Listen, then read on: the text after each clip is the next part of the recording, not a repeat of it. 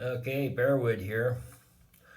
These portable power supplies for charging your phones and whatever. This one uses 4 AA batteries, and I put some freshly charged batteries in there, and it maybe I got half a charge on my iPhone 5 out of it, but it's still handy because it uses AA's. It cost £8 at Charles Olson, so but that's not what this is about. This is about tile repair and grouting.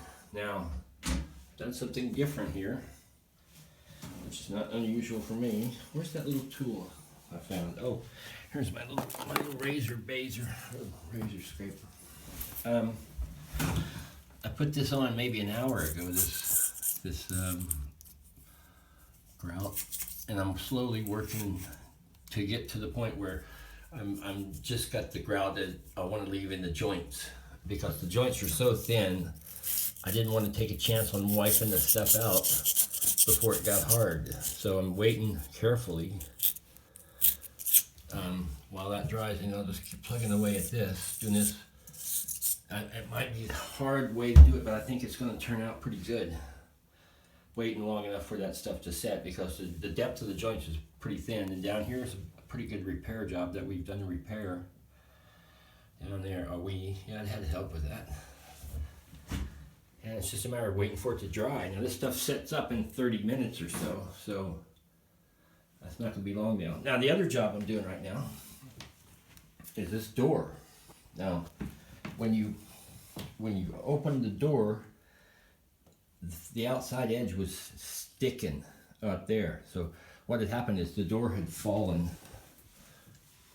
If you're looking at the door now, this end had dropped down because the screws up here were not holding, and it just I need to take a little bit of the hinge out so I can tweak the door this way and lift up the front of the pin. So how have I done that? Well, basically I just take my Stanley knife and make a bunch of cuts across like this. Make that funny noise, chicka chicka chicka, as you do it.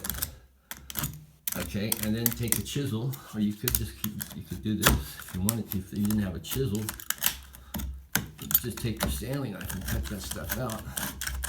Get it nice and level. Okay, so that's what I'm going to do, a little bit more of that. But what I'm going to do next is, these holes are stripping, and they tried using these big ones. But what I'm going to do, I'm going to use maybe a 2-inch tin, not with this long neck on it, but I'm going to take some Gorilla Glue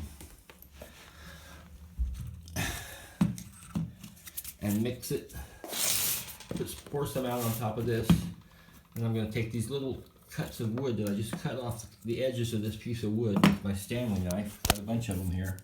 I've sprayed them with water because this Gorilla Glue activates with water, okay? And then I've sprayed some water in the holes. So I'm going to take and put the stuff on the thing here and get it all Gorilla Glued up, and then shove one in there, and I'll make sure I make sure I get the stuff all around that hole, the Gorilla Glue, get it in there really good. And then shove one in, and then shove another one in with it, so it makes it really nice and tight. And then that sets for like 1 to 2 hours, they say.